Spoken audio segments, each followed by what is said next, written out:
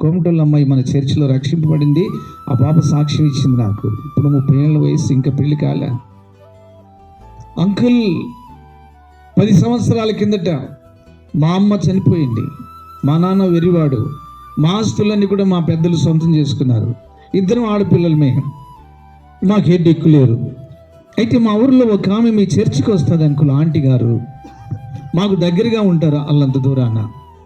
ఆమె మాతో చెప్పింది, పాపా మీ అమ్మను పోగొట్టుకుని నలిగిపోతున్నారు, మీ నాన్న చూస్తే బలహీనుడు. ఆ నంద్యాలలో యేసుకృప మందిరం అని ఉందమ్మా, సుధాకర్ అంకుల్ ప్రార్థన చేస్తే నెమ్మది వస్తుంది, మీకు ఉద్యోగాలు వస్తాయి, చక్కగా పెళ్ళిళ్ళు అవుతాయి, దేవుడు కార్యం చేస్తారు, యేసయ్యని నమ్ముకోండి అని చెప్పింది మాకు. చెబితే బాబనిందట, ఏదైనా చెప్పు వింటా, సినిమాకు రమ్మని చెప్పు వింటా, డ్రామాకు రమ్మని చెప్పు వింటా, ఇది మాత్రం చెప్పొద్దు. ఏది? యేసు ప్రభు మాట చెప్పొద్దు. పాప నా మాటినమ్మ చెప్తూనే ఉండేదట. అలాగే 6 నెలలకి దేవుడు ఏం చేశాడంటే వాళ్ళ ఊరిలో ఇలాగున్నే మన చేతిని మీటింగ్ పెట్టించాడు. దేవుడు నన్నే పంపించాడు ఆ ఊరికి. స్తోత్రం. పంపిస్తే సాయంకాలంగా నేను కారు దిగితే నా పక్కలో మా సహోదరులు 3-5 నడుస్తున్నారు. అప్పుడు ఆమె చెబుతుందంట, అదిగో సుధాకర్ అన్నంటే ఆయన చూడు. ఆ పాప అప్పుడు డిగ్రీ ఫస్ట్ ఇయర్ చదువుతుందంట. ఆయన చూడమ్మా వచ్చాడు, ఈ రోజన్నా రండి అమ్మ ప్రార్థనకు, రెండే బాగుపడతారు. నా వైపే చూస్తుంటే, అమ్మాయి చెప్పిన సాక్ష్యం చెప్తున్నా, అతిశయంగా కాదు, నా వైపే చూస్తుందంట పాప. బిందె సంకలు పెట్టుకుని నీళ్ళకు పోయింది, నీళ్ళు తీసుకొని వస్తూ నిలబడి చూస్తుందట.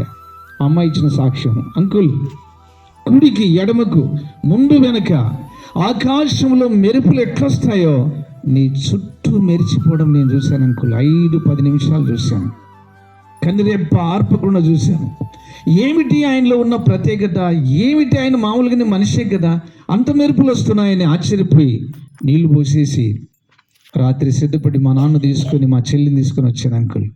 ఆ రోజు దేవుడు నీతో మాట్లాడుతున్న మాటలు నా హృదయంలో చేరుకున్నాయి. ఆ రోజు యేసుని మా రక్షకునిగా అంగీకరించాం. మా ఇంట్లో ఉన్నవన్నీ తీసేసాం. మా పెదనాన్న, చిన్నాన్న, మేనత్తలు, మేనమామలు యేసు ప్రభు కావాలా, మీకు ఆస్తి కావాలని నిలదీశారు. ఒకటే మాట చెప్పాను, మాకు యేసయ్య కావాలి, మాకు ఏ ఆస్తి వద్దని చెప్పాను. అన్నీ తీసేసుకున్నారు. ఇలా ఉండగా 2 సంవత్సరాలు గతించిన తర్వాత మీరు పలానా ఊర్లో ఆళ్ళగడ్డలో మీటింగ్ పెట్టారు అంకుల్. ఆ మీటింగ్కి యాంటీ గారు నేను 2 వచ్చాం. అప్పటికి బాప్తీసం తీసుకున్నా, రక్షించబడ్డాను. అయితే ప్రొద్దు పోయింది అంకుల్. మీటింగ్ అయిపోయినాక 11 అయింది.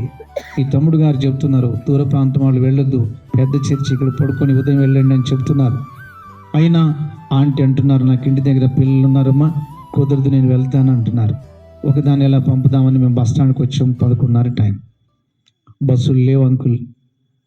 పోతే లారీల కోసం చేస్తుంటే 5-6 లారీలు వెళ్ళిపోతున్నాయి, ఆగట్లేదు.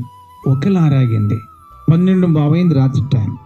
ఆ లారీ ఎక్కేటప్పుడు ఆంటీ అంటుంది, పాపా నాకంటే వయసు వచ్చింది, నువ్వు చిన్న వయసులో ఉన్నావు, యవనస్తురాలివి, చాలా అందంగా ఉన్నావు, వారు నిన్ను ఏమైనా చేసి నిన్ను చంపేసి పడేస్తే ఏం చేస్తామే, ఇంత అందమైన దానివి ఎట్లా ఎక్కుదాం లారీ అనింది. ఎక్కేటప్పుడు చెప్పిందంట, నువ్వేం మాట్లాడదా అంటే ఎక్కేద్దాం.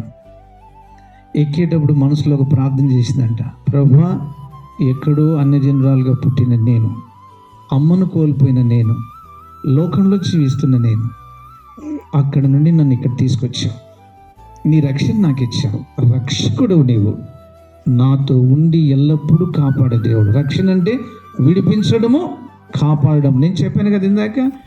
ప్రార్థన చేస్తుందట, ప్రభువా నా ప్రాణాన్ని కాపాడేది నీవే, నా మానాన్ని కాపాడేది నీవే, నువ్వు తప్ప వేరొక్కరు నాకు లేరు అని ప్రార్థన చేసి కూర్చున్నాను అంకుల్. సరాసరి మా ఊరు దగ్గర తీసుకొచ్చారు.